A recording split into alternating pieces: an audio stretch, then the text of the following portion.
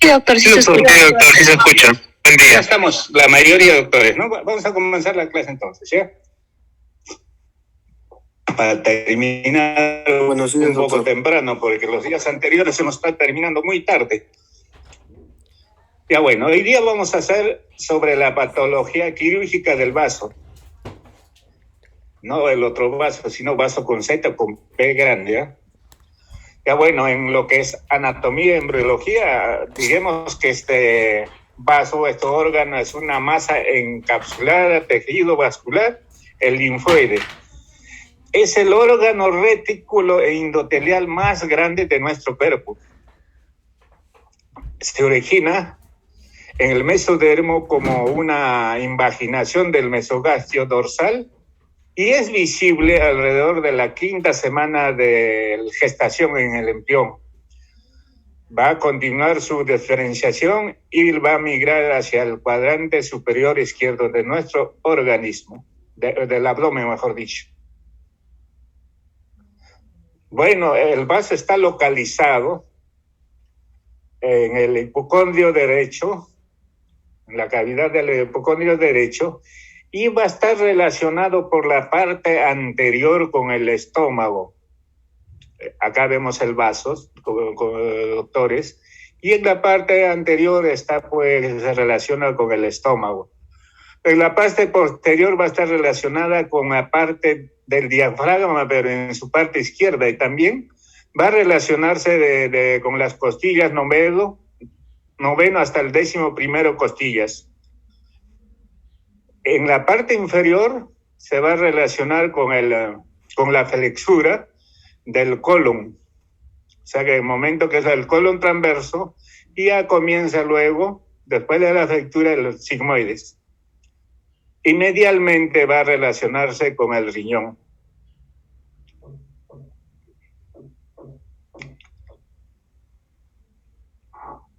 Bueno, acá, se nos ha entrado esto, las anormalidades embriológicas, ¿no?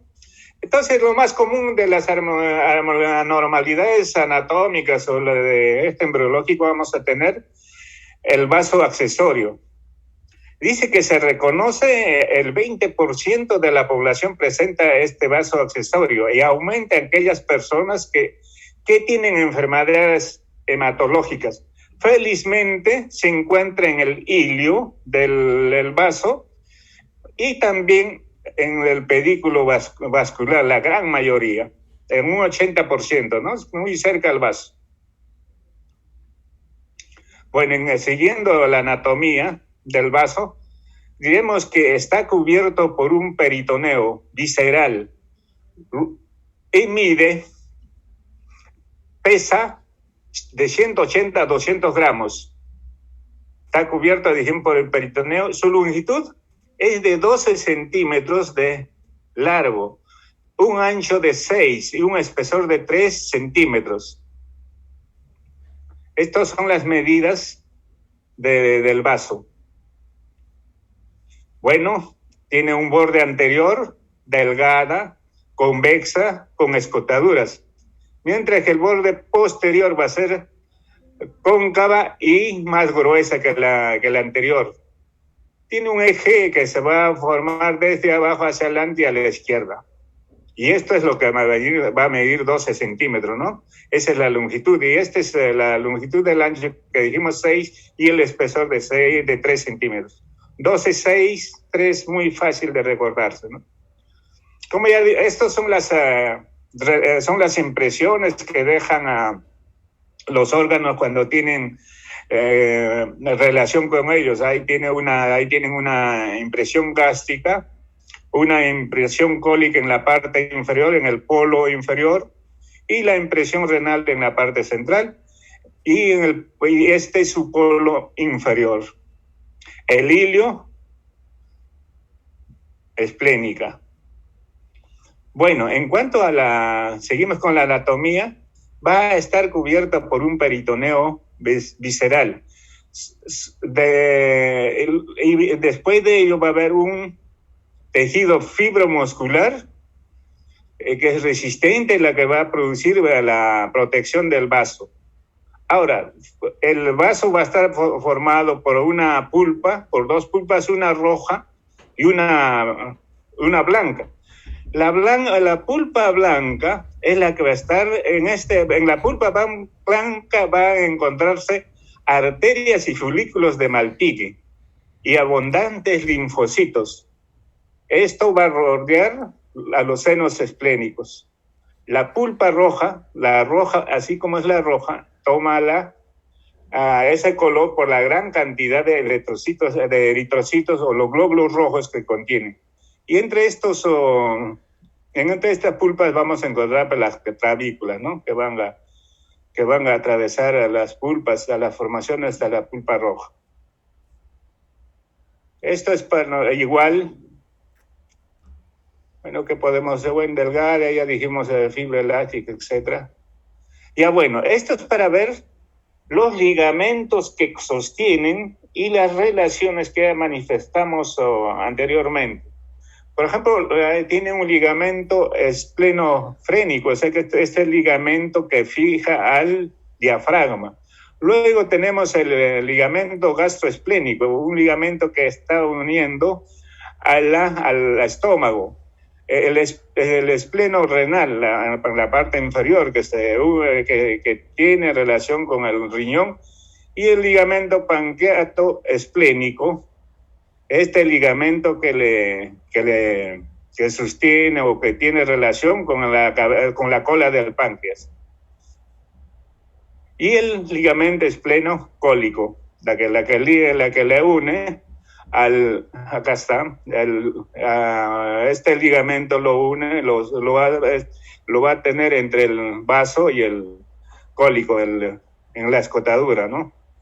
Todos estos ligamentos van a ser como estos son los que van a sostener en todo momento al vaso. Pero en casos de momentos de aceleración, en los momentos de aceleración y desaceleración, este vaso va a ser un poco móvil, un tanto móvil por el cual va a tener la facilidad de lesionarse. Es uno de los órganos de nuestro organismo que se lesiona en las contusiones y en los traumas de abdomen en forma cerrada. Esto es para ver la vascularización arterial. Está dada su vascularización principalmente por la arteria esplénica, ¿no? Por la arteria esplénica, que es el rama del tronco celíaco. Además recibe irrigación de las arterias gástricas cortas en la parte superior, en la parte inferior de la arteria gastroepiploica izquierda. Gastrocólica dije, no, es gastroepiploica, no es cólica. Bueno, esto es la irrigación venosa, ¿no? El drenaje venoso de la sangre venosa que hace el vaso. Está dado pues por la vena esplénica que transcurre por esta zona, por la parte superior del páncreas, recuerden ustedes, y va a unirse con la mesentérica inferior, transcurren un trecho y se encuentran con la vena mesentérica y va a formar la vena porta.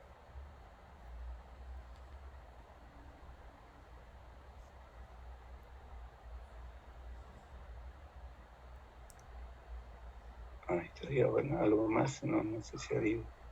Ya bueno, en cuanto a la fisiología esplénica, hematológicamente cumple la función de hematopoiesis en la vida embrionaria, luego como maduración, un poco más tardíamente, y la maduración de los eritrocitos. En cuanto a la función inmunológica, hace la producción de las opsoninas, como la toxina, la properdina. También hace el síntesis de la inmunoglobulina M. Y esto va a hacer que nos proteja contra las infecciones. Bueno, también tiene una función que es principal de filtración de todas las células viejas y defectuosas, sean estos de la serie roja, blanca y también de las plaquetas. De igual manera, elimina bacterias y detritos celulares que se producen a nivel del vaso, ¿no? Bueno, llegamos a lo que es lo que nosotros vamos a realizar los cirujanos, ¿no? La esplenectomía. O sea, extracción o exélisis o resección del vaso, ¿no? Lo que se retira el vaso, la esplenectomía. Pero las indicaciones de la esplenectomía va a darse en casos de trauma, en un gran porcentaje en casos de trauma. Pueden hacerse por enfermedades hematológicas, principalmente esto en los niños, ¿no? Que pueden ser enfermedades hematológicas benignas y malignas. Y también enfermedades no hematológicas, como pueden ser otros tumores, quistes y también abscesos. La esplenectomía se hace en quistes y abscesos. Bueno, recordaremos algo sobre las enfermedades benignas, ¿no? En esto tenemos la púrpura trombocitopénica idiopática, es de carácter inmunológica desde ya. La esferocitosis hereditaria, la anemia hemolítica por deficiencia enzimática eritrocitaria, la talasemia, la anemia drepanocítica. Disculpen, no estamos en este punto. La anemia drepanocítica. Bueno, algo recordaremos sobre la púrpura trombocitopénica inmunitaria. En este caso, va a ver que el número de plaquetas va a estar un poco bajo, pero con función normal de la médula ósea, o sea que las plaquetas están siendo formadas. Pero los responsables para destruir estas plaquetas son los anticuerpos, que hacen una destrucción desordenada. Se ha dosado megacariocitos que van a estar normales o ligeramente aumentados por la razón de que hay destrucción de estas plaquetas. Recuerden que los megacariocitos son predecesores de las plaquetas. Bueno, esta esferocitosis hereditaria es una anemia hemolítica congénita que ocasiona ictericia hemolítica congénita. Se trata de un padecimiento en el cual los eritrocitos van a tener una falla a nivel de la membrana, una membrana defectuosa. Anormalmente va a ser permeable al sodio y esto hace que entre mayor cantidad de líquidos hacia adentro del glóbulo rojo, que son células más pequeñas, gruesas y esféricas. Esto va a hacer pues que haya un mayor aporte hídrico hacia el interior del eritrocito, como les dije. Consiguientemente, como hay mayor cantidad de líquido, entonces va a haber una destrucción de todos los megacariocitos. Y además, como hay un aumento del líquido y aumento del metabolismo, va a haber problemas desde de glicólisis, o sea, el consumo de glucosa intracelular, dentro de los glóbulos rojos. Y esto va a hacer que haya niveles bajas de glucosa, lo cual va a conducir secundariamente también a la destrucción de los glóbulos rojos. Esta enfermedad es crónica hereditaria y se transmite por un gen autosómico dominante. No hay predisposición racial desde ya. Talasemia. En esta enfermedad lo que hace que hay una gran destrucción de los glóbulos rojos y la mayor esplenectomía en esto está indicada cuando las transfusiones son frecuentes y se corre el riesgo de causar incremento en los depósitos de hierro en el corazón y el hígado y médula ósea, que van a producir alteraciones de funcionalidad normal. La anemia drepanocítica es una anemia hemolítica hereditaria que ocurre en raza negra, que son homocigotos.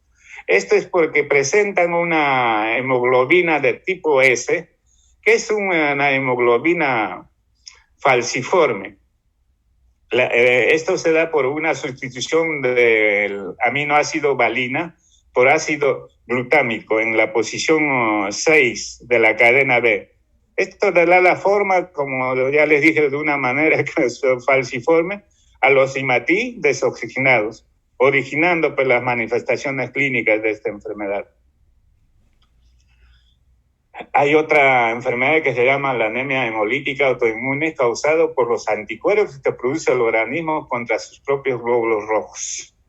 Se manifiesta como hemólisis, como anemia reticulocitosis, acortamiento del tiempo de la supervivencia de los eritrocitos, ictericia fluctuante y esplenomegalia. O sea que casi todas estas enfermedades producen que haya como un aumento del vaso y por lo tanto vamos a ir para la esplenometomía. ¿No? Son los que van a producir el aumento del vaso. De repente también se produce la destrucción mayor, de una manera mayor dentro del vaso, por lo cual se tiene que hacer esplenectomía. Bueno, en cuanto a las enfermedades malignas, vamos a ver que hay las enfermedades linfoma de Hodgkin, los linfomas no Hodgkin de las células B y T. De igual manera, hay la leucemia mielocítica crónica y los tumores no hematológicos, no hematológicos del vaso. El tumor benigno más común es el amartoma o esplenoma. No son verdaderas neoplasias, pero la esplenectomía, el retiro del vaso, es cuando está demasiadamente grande, ¿no? Ha crecido demasiadamente grande. Bueno, en cuanto al linfoma, esto es un grupo de enfermedades heterogéneo y amplio de síndromes linfoproliferativos tumorales, con expansión clonal de una línea o sublínea linfoide, con transformación neoplásica de estas células. Son tumores muy sensibles, felizmente, a la quimioterapia y a la radioterapia. Por lo tanto, pueden tener una importante curabilidad en los primeros estadios, ¿no? Cuando se le diagnostica y se le da quimioterapia. La clasificación de los linfomas se basa fundamentalmente en la naturaleza de la célula linfoide proliferante. De esta manera, los linfomas se clasifican en 3 grandes grupos que incluyen los linfomas derivados de los linfocitos B y también de los linfocitos T, y un grupo particular englobado bajo el concepto del linfoma o enfermedad de Hodgkin.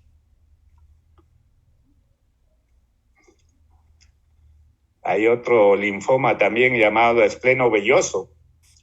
Se caracteriza por una gran esplenomegalia sin adenopatías o solo localizados en un 20% de los casos en el vaso. Y linfocitos con prolongaciones citoplasmáticas que se presentan en personas de mayor de 55 años, una edad media de 70 años. Por eso les llaman, pues, por lo que tiene vellosidad o prolongaciones, como un linfoma esplénico villoso, de ahí su nombre. Hay una leucocitosis moderada, más o menos mayor de 10.000, con linfocitosis, anemia y trombopenia leve. Un dato característico es la presencia de un componente monoclonal sérico, generalmente la inmunoglobulina M, acompañada a veces de cadenas ligeras en la orina. El tratamiento de elección en este caso es la esplenectomía. Bueno, nosotros podemos hacer la esplenectomía o intervenir quirúrgicamente o mediante la laparotomía o la laparoscopio. En caso del linfoma, por ejemplo, es para hacer un diagnóstico con una biopsia. Se hace una esplenectomía para controlar el aumento del tamaño exagerado del vaso tan pronto el estado citopénico se hace evidente, persistente.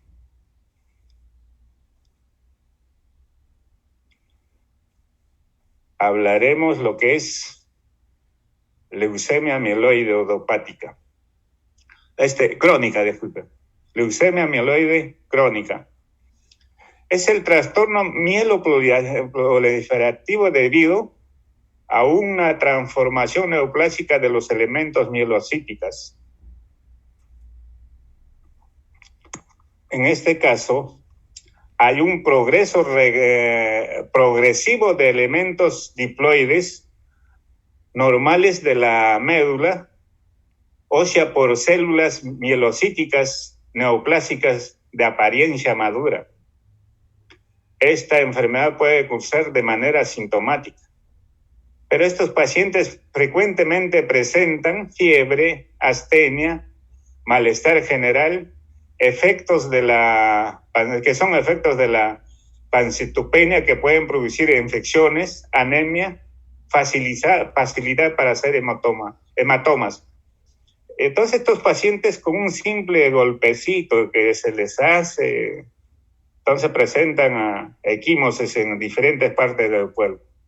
Y en ocasiones, pues, también puede crecer el vaso. Tenemos una esplenomegalia marcada. En este leucemia linfoide crónico, el diagnóstico vamos a realizar con hemograma completo, la biopsia y el tratamiento indicado es el trasplante de la médula ósea con esplenectomía. Bueno, acá miramos otros tumores benignos. Dentro de esto tenemos los quistes esplénicos verdaderos o pseudoquistes, parasitarios o no parasitarios. Los quistes verdaderos son responsables aproximadamente del 10% de todos los quistes esplénicos no parasitarios, mientras que la mayoría de los quistes no parasitarios son pseudoquistes secundarios a un traumatismo. Estos quistes verdaderos están pues cubiertos por un epitelio escamoso y muchos se consideran que vienen desde la vida embrionaria.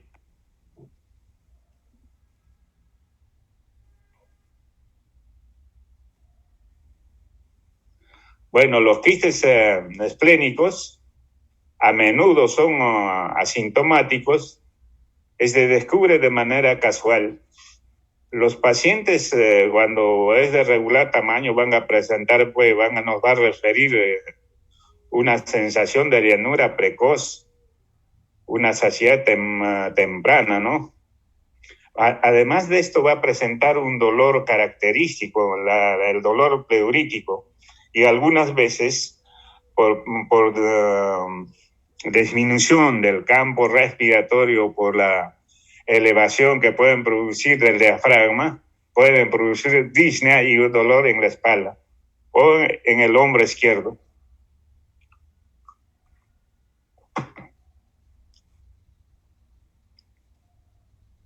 Entonces el diagnóstico se va a hacer con el examen clínico, el gold estándar para hacer el diagnóstico de estos quistes son la tomografía axial computarizada.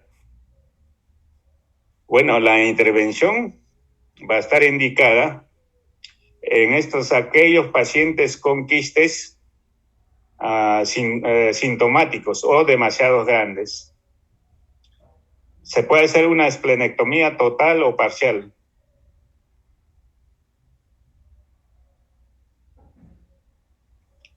En cuanto a los pseudoquistes, comprenden el 70 a 80% restante de los quistes esplénicos no parasitarios. Los pseudoquistes asintomáticos pequeños, o sea, aquellos que son de menor de 4 centímetros, no necesitan tratamiento y con el tiempo pueden regresionar o evolucionar. Entonces, hay que dar tratamiento a aquellos que tienen mayor de 4 centímetros. Es de anotar que estos quistes no están revestidos pues, de epitelio. Ya dijimos, por un tejido fibroso de tipo granulomatoso. Abscesos hepáticos. Ya saben que los abscesos es la colección pues, de pus, ¿no? La que va a estar revestido también por un tejido tipo fibroso también. Pero en estos abscesos en el vaso es inusual. Pero sí se presentan, pueden ser muy graves, ¿no? Pueden ir a una peritonitis. Bueno, han hecho unos estudios en necropsias y han encontrado en población normal, en la población general, de que hay abscesos en el 0.7%, ¿no? Me parece que pasaran de una manera inadvertida esos abscesos pequeños, ¿no? ¿Cuál es la sintomatología de estos abscesos? Van a presentar dolor abdominal, fiebre, en muchos casos por la perforación o por extravasación pueden presentar peritonitis. Además van a presentar dolor torácico tipo pleurítico. El tratamiento de los quistes de los abscesos se puede realizar tratamiento percutáneo y con antibióticos. En algunos casos, cuando son demasiado grandes, hay que hacer una esplenectomía, drenaje del cuadrante superior izquierdo y antibióticos. Y si no se puede drenar totalmente, pues hasta podemos llegar a hacer una esplenectomía. En todo caso, laparoscópica o abierto, depende de donde nos encontremos, ¿no? de los recursos que tenemos en cada hospital. Ya bueno, iremos a lo que es hablaremos algo sobre trauma esplénico, ¿no? El traumatismo esplénico es la primera causa de la intervención quirúrgica, sea laparoscópica o laparotomía. Bueno, el vaso es uno de los órganos más frecuentes lesionados en un traumatismo abdominal. El de 25 a 40% en contusiones directas en el abdomen y de 2 a 4% en trauma abdominal general. Los accidentes de tránsito van a ser la primera fuente de la lesión del vaso. Un traumatismo de abdomen en accidente de tránsito, los primeros que se comprometen son las vísceras macizas en nuestro organismo, en la cavidad intraabdominal. ¿Y cuáles son esas vísceras macizas? El hígado y el vaso. Estos dos órganos son los que más se comprometen, se lesionan en un accidente de tránsito o en contusiones. Bueno, ya les dije de que estos ligamentos que lo sostienen tanto al diafragma, al colon o a la cola del páncreas y al estómago no son tan fijos como para poder mantenerlo totalmente casi protegido, ¿no? Para que pueda sostener estos movimientos de aceleración y desaceleración. Entonces es fácil o es muy fácil que se traume el vaso. Bueno, para entrar, disculpen, para hacer una intervención quirúrgica en un traumatismo, hay que tener los criterios quirúrgicos en tomografía axial computarizada. Y para entrar a ello, tenemos que encontrar hallazgos tomográficos de desvascularización o laceración esplénica de afectación de mayor de 50% del parénquima esplénico, o sea, del parénquima.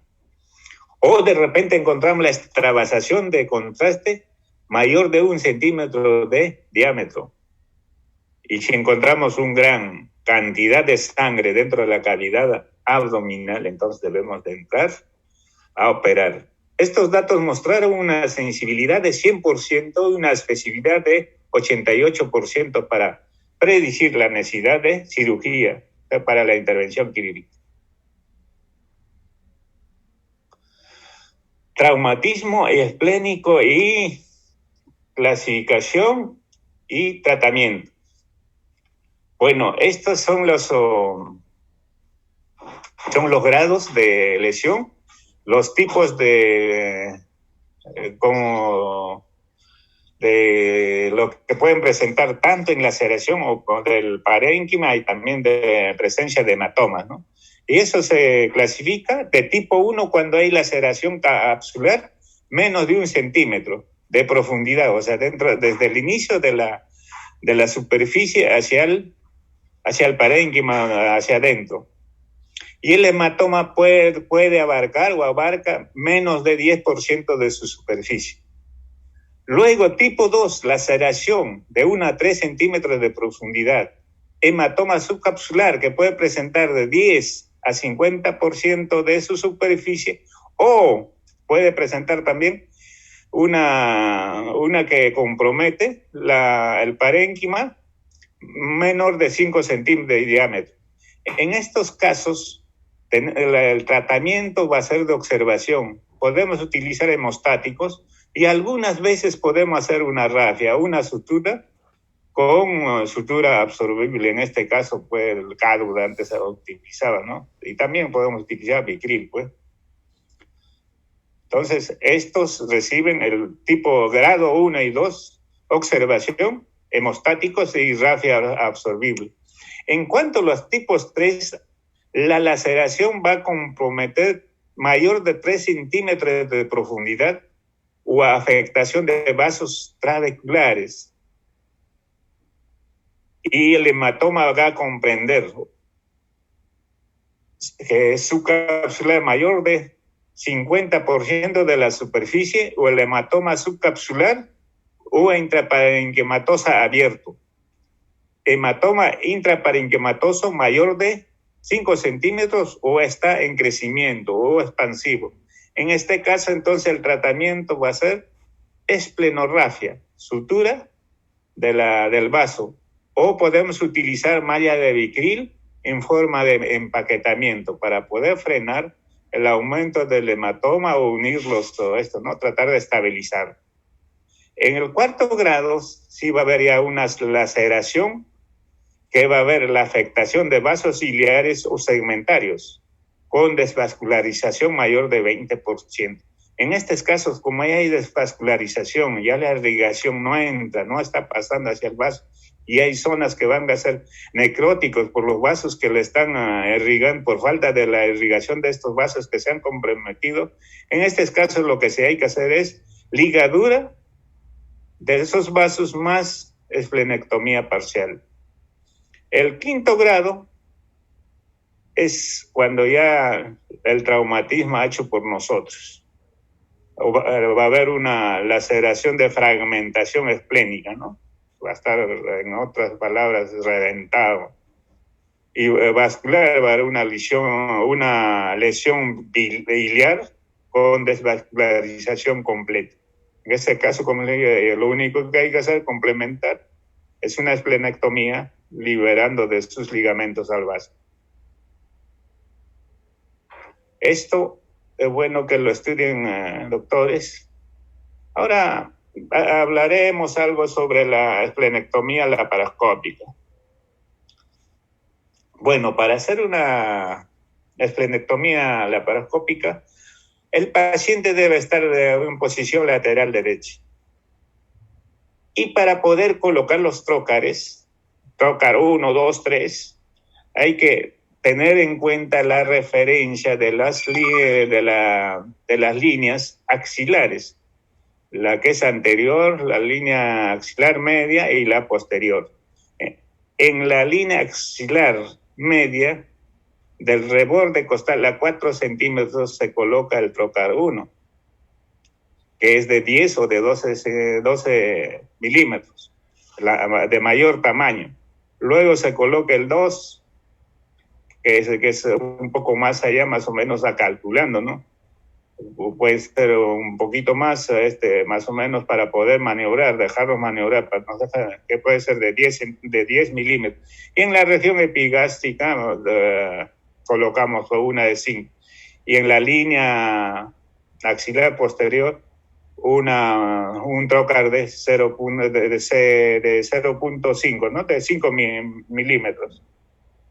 Entonces, ¿por dónde entra el laparoscopio? El laparoscopio entra por el T1, por la de mayor tamaño, de mayor calibre. Una vez que nosotros hemos entrado, ya hemos explorado la cavidad abdominal, he reconocido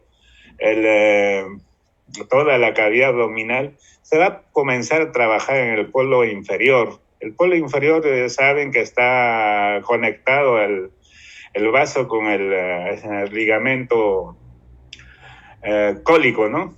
Y ahí se va a liberar. Luego hay que tener cuidado ahí porque va a recibir unos vasos, unas arterias, con mucho cuidado, y hacer una hemostasia. De igual manera se va a liberar los ligamentos, se llega hacia el polo superior, ahí hay que tener a las arterias gástricas cortas también de igual manera. Y luego en esta zona hay que tener mucho cuidado con el ligamento pancreatoesplénico. Una vez que se haya liberado todos estos ligamentos, ya se tiene pues a vista el hilio, ¿no? La arteria y la arteria y la vena esplénica. Entonces van a comenzar a trabajar en la cara posterior del vaso. Una vez que se ha liberado totalmente, ya se comienza a abordar pues, todo lo que es el pedículo esplénico, ¿no? Con los que se va a ligar con clips. Toda la arteria, la vena, y ya se tiene libre el vaso. Ya está sacado el vaso ya totalmente para poder extraer. Esto es en casos de que esta operación sí es bonita, pues no es traumática, ¿no? Este es un vaso muy posiblemente con esas enfermedades que hemos descrito, pero tampoco no es tan grande, ¿no? Bueno, la esplenectomía laparoscópica parcial es aquel que se va a realizar, pues, si hay en casos de esos, en casos de traumatismo también, que hemos dicho que solamente va a abarcar un 25% de la irrigación, entonces podemos hacer una esplenectomía parcial.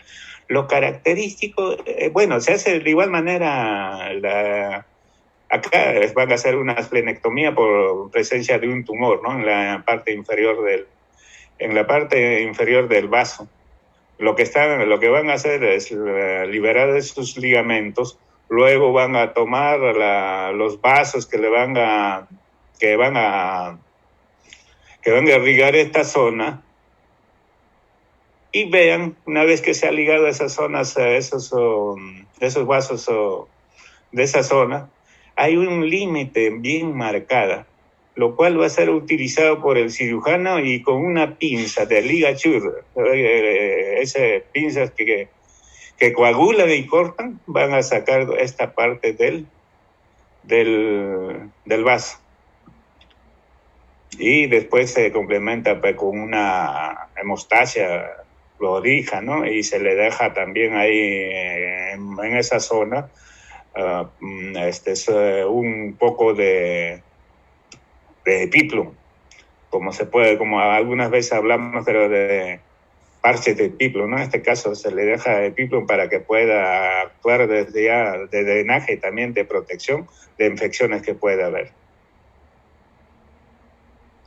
Bueno, una vez que hemos sacado los vasos, sea parcial o total, vamos a tener que extraer, ¿no? Muchas veces por un pequeño orificio por los trócares, no van a salir totalmente del vaso. Y para ello vamos a utilizar esta bolsa grande, una bolsa regular tamaño, que tiene un borde reforzado, y esto se va a cerrar. Y una vez que se cierre esta bolsa, vamos a extraer con una pinza, puede ser una pinza laparoscópica hacia el exterior del abdomen. Una vez que se ha extraído hacia afuera, esta es la pared abdominal por donde entraba acá el trocar, ella está afuera, acá están los bordes de la bolsa, parte de la bolsa que contiene el vaso cerca que está acá, ese vaso con una pinza de anillo, con la pinza de Faster, que es la que utilizan los ginecólogos, que es curva, pero de acá es una pinza pequeña de anillo, y con eso se destruye a sacabocado al vaso en forma total, se extrae totalmente. Una vez que se extrae totalmente el vaso, la bolsa va a salir de una manera fácil. Y después del cual vamos a suturar la puneurosis y la piel con 1 o 2 puntos. Bueno, en cuanto a la esplenectomía abierta, en este caso ya pues la posición del paciente ya va a ser supino, ¿no? Y desde ya la cirugía para poder hacer la esplenectomía podemos hacer incisiones, 2 clases de incisiones, una mediana supraumbilical o también puede hacerse una incisión subcostal izquierda, la que se hace en el derecho, el famoso incisión de Kocher, ¿no? Pero acá en la izquierda también tiene su nombre que ahorita no me recuerdo. Entonces, la preparación de este paciente es que el cirujano en este caso va a estar en el lado derecho. En el otro lado, en la laparoscópica, está en el lado izquierdo, ¿no? Al frente del monitor. Y el ayudante va a estar en el lado izquierdo y la instrumentista en su sitio, ¿no? En el pie del paciente. Acá pueden ser un interno más o un estudiante más. Entonces, lo que se va a hacer para una laparostomía abierta es la preparación del paciente. Ya se les dije que puede ser, que son las posiciones que toman, ya les dije. Y lo que va a hacer es que una vez que ya se tiene ya a la mano, ya la visión del vaso, ya estamos entrando. Lo que primero que hacen es asegurarse principalmente del control de los vasos, previo disección de los ligamentos. Se tiene mucha importancia en estos vasos cortos que hay, de los vasos gástricos cortos, ¿no? Y la otra que está ahí abajo, que vienen de la gastroepiploica, ¿no?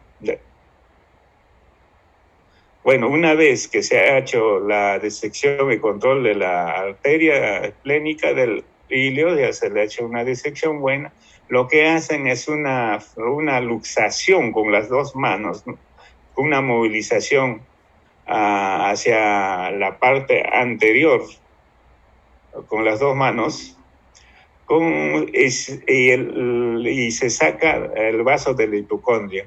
Una vez que se saca, ya se comienza a pinzar el ilio, se le hace la ligadura de los vasos con sutura no absorbible y se hace la esplenectomía.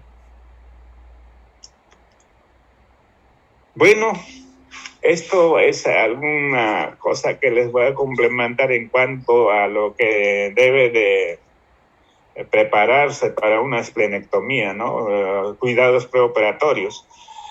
Principalmente en enfermedades benignas y no benignas del vaso, cuando se va a hacer una esplenectomía programada, no así en casos de traumatismo, ¿no?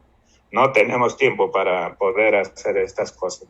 Entonces, las recomendaciones específicas es en relación con la inmunización de los niños, porque los niños son los que van a sufrir más estas enfermedades y que van a ser sometidos a esplenectomía. En el 30% de los pacientes puede ocurrir. ¿Por qué se hace esto? Porque en el 30% de los pacientes puede ocurrir sepsis durante el primer año o posterior a la esplenectomía. Y en 50% en los primeros 2 años. El riesgo de infección permanece durante toda la vida. La mortalidad reportada felizmente es baja, ¿no? a 0 punto episodio, ¿no? Del por ciento. Esto es por año, ¿no? Es mayor en niños que en adultos. Por eso los pacientes pediátricos deberían ser vacunados contra hemófilos influenza B, neumococo y meningococo por lo menos 2 semanas antes de realizar la esplenectomía, para evitar estas ocurrencias en lo que se indica que haya vacunación contra estos 3 bacterias. Estas 3 vacunas dice que pueden ser administradas de manera simultánea. Los adolescentes que nunca han sido vacunados deberán recibir vacunas con polisacáridos de neumococo antes de la esplenectomía y la formulación conjugada 6 meses después de la primera dosis. O sea que aquellos que no han recibido tienen que recibir este compuesto. Los pacientes que serán sometidos a cirugía con riesgo de sangrado con cuentas plaquetarias a menos de 50,000, ustedes se cuentan que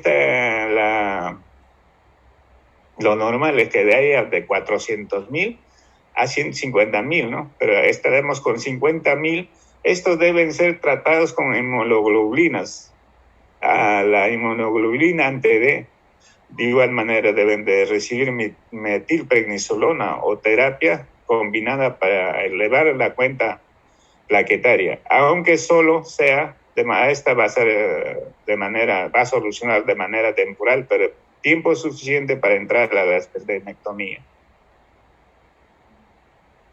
La profilaxis preoperatoria también se puede hacer, pues, como va a haber sangrado, pues se puede hacer una profilaxis preoperatoria, ¿no? Con anticoagulantes tipo heparina. Felizmente ahora tenemos la enoxaparina, la subcutánea, ¿no? Debe ser administrada en todos los pacientes con riesgo de desarrollar trombosis venosa portal o esplénica. Se puede hacer también la embolización con anestesia general solo unas horas antes de la cirugía. Antes de la cirugía. Bueno, cuando se ha tenido éxito, ¿no? Como la embolización preoperatoria en la sala de operaciones, bajo anestesia general inmediata antes de la cirugía. En caso de esplenectomía masiva se emplea la embolización preoperatoria de la arteria esplénica para reducir el sangrado transoperatorio. Bueno, una vez que la hemos operado, la cifra plaquetaria a los 7 días del postoperatorio se aumenta, es un factor predictivo de una buena respuesta en pacientes adultos. O sea, si nosotros hacemos una esplenectomía y sube la cantidad de plaquetas en los 7 días posteriores, entonces que es una buena respuesta en pacientes adultos. Pero el 50% no responden a la esplenectomía, pero responderán al manejo de farmacológico postoperatorio. La sepsis post-esplenectomía tiene una mortalidad del 80% está mal disculpen, bueno, ya lo dijimos ya. Bueno, la complicación de una esplenectomía puede ser la neumonía, trombosis, infecciones de la herida operatoria, algunas hernias cuando hace la laparotomía exploradora, la esplenectomía abierta. Abscesos subfrénicos, por la razón de que de repente hemos dañado para hacer el desprendimiento del ligamento frénico, ¿no? El freno esplénico. Abscesos o fístulas pancreáticas, que hay que tener mucho cuidado al trabajar en ese ligamento y esa unión que hay, esa relación vascular que tiene el vaso con el páncreas. De igual manera puede haber no solamente abscesos o fístulas también, o un pseudoquiste pancreático, ¿no? Por lesión en la cola del páncreas. También podemos tener fístulas o perforación cuando no se trabaja de una manera correcta en esa unión que tiene el vaso y esos vasos gástricos cortos, ¿no? En esa zona puede haber lesión. Bueno, El tratamiento profiláctico en pacientes esplenectomizados es profilaxia antibióticas, inmunizaciones y educación. Bueno, en cuanto a los esplenizados, hay que recomendar el uso indefinido de las penicilinas a dosis profilácticas, la benzatínica, ¿no? Ustedes se recuerdan. Bueno, este es un algoritmo y muchas gracias por hoy día, doctores, gracias por soportarme por tanto tiempo, por 3 días. Bueno, necesitamos o recibiremos algunas preguntas.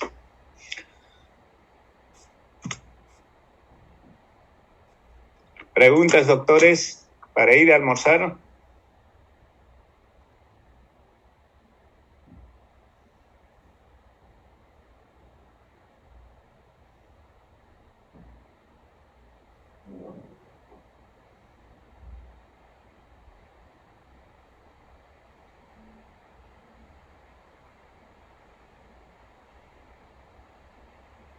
Es de anotar en la esplenectomía laparoscópica lo del cirujano principal se pone en el lado izquierdo, ¿no? No es en el lado izquierdo. ¿Por qué? Porque al frente está ¿no? El monitor. ¿Preguntas, doctores? Doctor, entre hacer una laparoscópica y una cirugía abierta, ¿cuál sería por qué decidiría una sobre otra? ¿O solo comodidad? Ya bueno, últimamente pues ahí este principio de la mini invasividad, ¿no? Tratar de hacer. Antes de que haya la paroscopía, inclusive ya había las mini colecistectomías con una heridita de 4 centímetros, ¿no? 3 centímetros. Pero con el advenimiento de la laparoscopía, bueno, pues nos ha solucionado este problema de no hacer cicatrices, ¿no? La cuestión de lo que es la mina invasividad, de no causar más cicatrices. Y además, cuando se hace heridas grandes, tiene sus complicaciones, como las hernias incisionales, ¿no? Entonces, para evitar eso, felizmente hemos tenido la laparoscopía. Entonces, todos aquellos que podemos extraer mediante la laparoscopía, como las enfermedades que hemos visto, todas esas enfermedades deben ser operadas si se trata de esplenectomía por laparoscopía.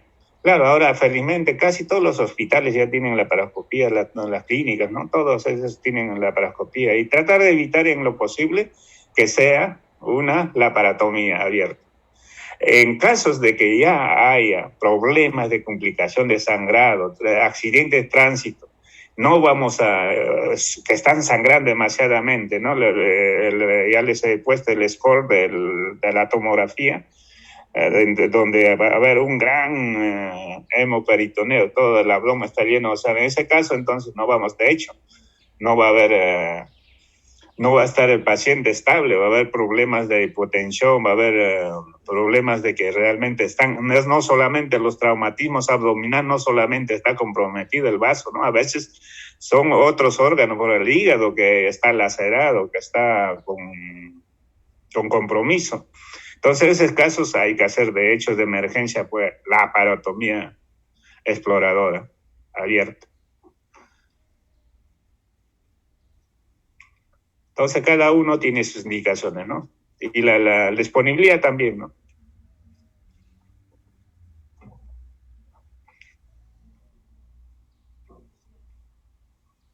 Gracias, doctora. ¿Está más o menos entendida? Sí, doctor, gracias.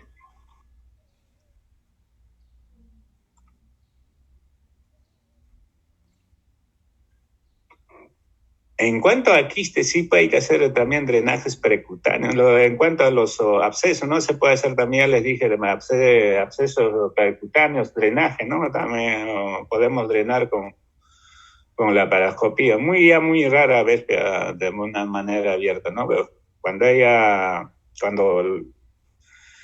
Cuando un absceso, por ejemplo, se complica, un absceso esplénico se complica, produce una peritonitis, ahí sí podemos hacer una laparotomía exploradora.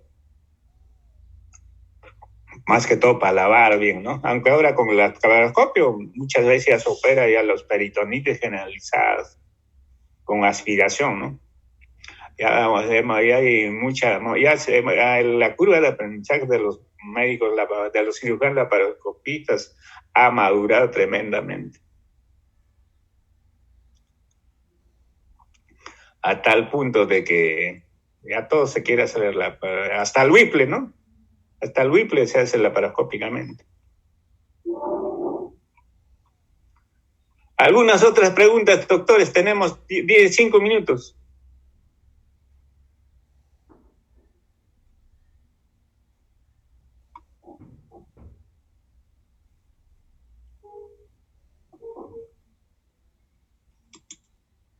Doctor, sobre la clasificación de los traumatismos esplénicos, ¿eso se realiza con tomografía o también se utiliza el EcoFast para eso? Tomográficamente se utiliza también el EcoFast. Más que todo, esa es una clasificación de, ¿cómo se llama?, de hallazgos, ¿no? Casi de hallazgos. También se hace con tomografía. ¿Dónde está? Me agarró.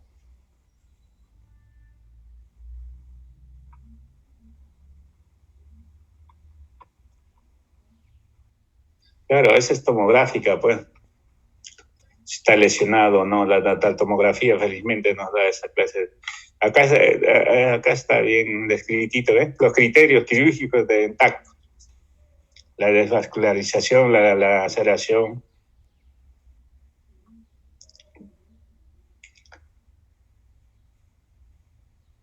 Está muy clarita esta clasificación, está muy bonita, me gusta.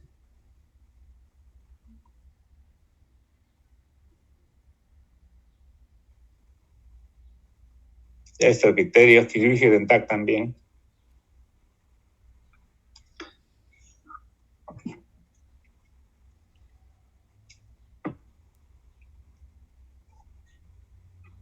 Hodgkin, no Hodgkin. Eso hacíamos esas bromas. Ya, doctores, entonces hasta mañana. No, pues mañana ya no. Ya les descansé por 3 días, creo, doctores. Hasta luego, doctores.